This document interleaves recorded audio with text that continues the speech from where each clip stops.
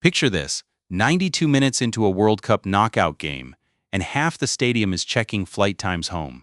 Not because they're bored of football, because the football itself gave them nothing to hold on to. That's not a joke. That's literally what happened when Canada faced South Africa in the opening knockout fixture of this tournament.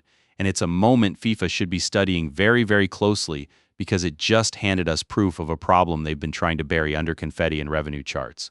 Let's set the scene properly. Early afternoon kickoff. Clear skies. This was supposed to be the ignition point of the whole tournament. The moment group stage fun turns into knockout stage terror, where one mistake ends your World Cup forever.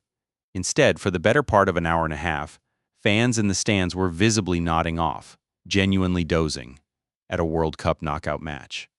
That's not an exaggeration for effect. That's the actual atmosphere reporters described pitch side. And buried inside that sleepy, sluggish spectacle is a structural flaw that FIFA built themselves, $1 sign at a time. Now, before we rip into this, we have to give credit where it's absolutely due, because what these two nations pulled off is nothing short of remarkable. Canada, heading into this tournament, had a World Cup history you could summarize in one brutal sentence. Several appearances, 0 wins, 0 goals ever scored.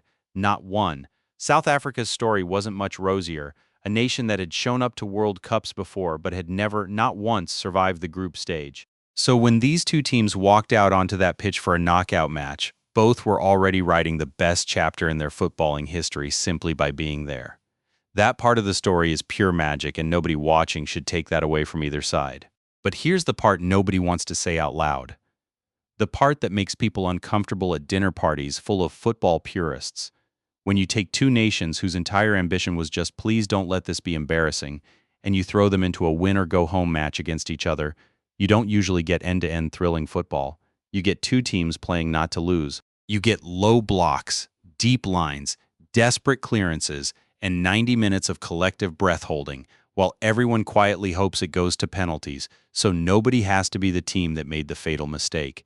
And that is exactly, painfully, what played out on the pitch that day. Let's actually walk through what happened, because even the small details tell you everything about the mindset on show. South Africa arrived with a game plan you could sum up in a single word: survive, sit deep, absorb, bleed the clock, and to their immense credit, their backline executed that plan heroically. There was a goal line clearance that denied a wide-open net, the kind of last-ditch defending that wins matches by itself. Their goalkeeper produced save after save, throwing his body into shots that most keepers wouldn't even reach. Meanwhile, Canada did what teams facing a bunkered-in opponent always do. They pushed and pushed and pushed some more, racking up possession and territory without ever truly threatening to break the lock. There was a penalty shout in the box that split opinion right down the middle. Some pundits swore it should have been given. Others backed the referee's call to let play continue. Either way, no spot kick, and the match kept crawling toward what felt like an inevitable, nerve-shredding shootout. The one flicker of electricity came when Canada's biggest attacking weapon finally returned from a long injury layoff, introduced off the bench in the final quarter of the match. The energy shift was immediate and obvious. Suddenly there was pace, urgency, half chances. But even that jolt of life wasn't quite enough to rescue 90 minutes that had already settled into cement. And then, because football has a flair for cruel and beautiful timing, everything changed in the dying embers of the match. Deep into stoppage time, a cross swung into the box. The defense failed to deal with it cleanly, and the ball dropped invitingly for a Canadian forward lurking at the edge of the area. One touch to set it, one thunderous strike with the laces, and the ball rocketed into the net. The bench erupted, sprinting onto the pitch in pure delirium. Opposing players sank to their knees in tears. In a single moment, Canada had banked their first-ever World Cup knockout win and punched their ticket into the next round for the very first time in their nation's history. Their manager would later call it the product of players who simply refused to be broken. So yes, on paper, that's a phenomenal ending. A last-gasp winner, a nation's history rewritten in 6 seconds of magic. But let's not let one gorgeous finish paper over 91 minutes where fans in the stands were legitimately falling asleep in broad daylight. That contrast, one moment of brilliance wrapped in an hour and a half of nothing, is precisely where FIFA's real problem lives. Because here's the thing, everyone loves and nobody wants to interrogate the underdog story. We eat it up every single time. A tiny footballing nation punching above its weight, stunning a giant, living every kid's backyard daydream on the biggest stage on earth. That's genuinely one of the most beautiful things sport can offer, and it deserves every bit of celebration it gets. But there's a massive difference between one or two scrappy underdogs sneaking into the knockout stage as feel-good bonus content versus an entire knockout bracket packed wall-to-wall with nations whose sole ambition was simply, let's not embarrass ourselves. Because when two teams like that collide in a match where losing means going home forever, what you typically get isn't fearless. Attacking football, what you get is fear itself, dressed up in shin pads, cautious, defensive, suffocatingly careful. And that's not a knock on the players. That's simply human nature when survival, not glory, becomes the only goal that matters. Now connect that directly to why so many of these teams are even in the knockout rounds in the first place. FIFA made the call to blow this tournament wide open. Nearly 50 nations competing instead of the traditional handful, more than 100 matches instead of the old count.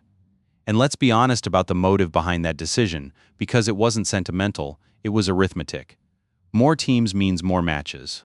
More matches means more tickets sold, more broadcast windows filled, more sponsorship slots to auction off, more total revenue flowing into FIFA's accounts.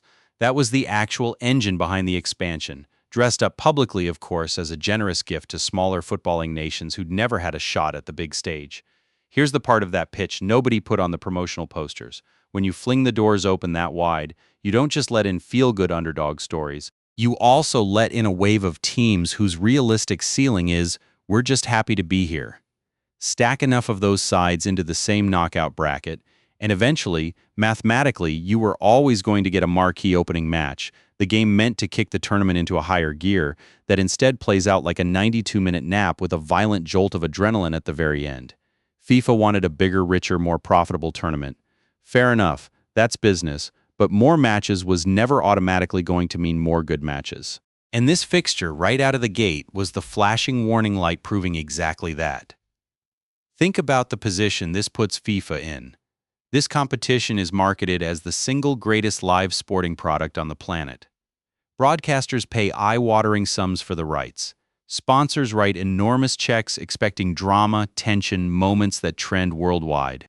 But if the cost of packing the bracket with extra teams and extra fixtures is that a meaningful chunk of those knockout matches are borderline unwatchable for 90 minutes at a time, then FIFA isn't just sitting on a mountain of new revenue, they're sitting on a quality problem that revenue can't quietly fix. Now stretch that scenario across an entire knockout round. Imagine match after match of two frightened teams grinding out scoreless stalemates, both praying for penalties rather than daring to attack. Casual fans tune in expecting the fireworks they were promised in the marketing, and instead they get a lullaby. That's a genuinely dangerous look for a competition that just doubled down on size as its main selling point. Now, to be fair, and this channel always tries to be fair, the earlier stage of this tournament was electric. Shock results, giant killings, superstar moments, drama in almost every group. The doom and gloom predictions that expansion would produce a flood of embarrassing blowouts didn't come true. The group stage held up beautifully, but the knockout stage is an entirely different animal. The margin for error shrinks to almost nothing. The fear factor multiplies, and any gap in quality between two teams gets exposed under the brightest possible lights. This particular match was the very first real stress test of that theory in the new bloated format, and the result was a grind. So where does that leave everyone? Canada earned their fairy tale full stop and deserve every bit of the celebration heading their way, a moment that will be replayed in that country for generations. South Africa can walk away from this tournament with genuine pride, having delivered their best World Cup showing in the nation's history. Neither team did anything wrong here. The real disaster isn't Canada, and it isn't South Africa. It's the format FIFA constructed around them, a tournament so stuffed with teams chasing so much additional revenue that its very first knockout match, the appetizer meant to whet everyone's appetite for the thrilling stretch ahead, instead put paying fans to sleep before dinner. Underdog stories are real, and they're worth cherishing. But every expansion comes with a bill attached, and FIFA just received their very first invoice. So here's the real question worth sitting with. Was this simply one unlucky, low-quality result buried in an otherwise brilliant tournament? Or is this expanded 48-team format about to serve up an entire knockout round full of these snoozers? Drop your take down in the comments and stay locked in.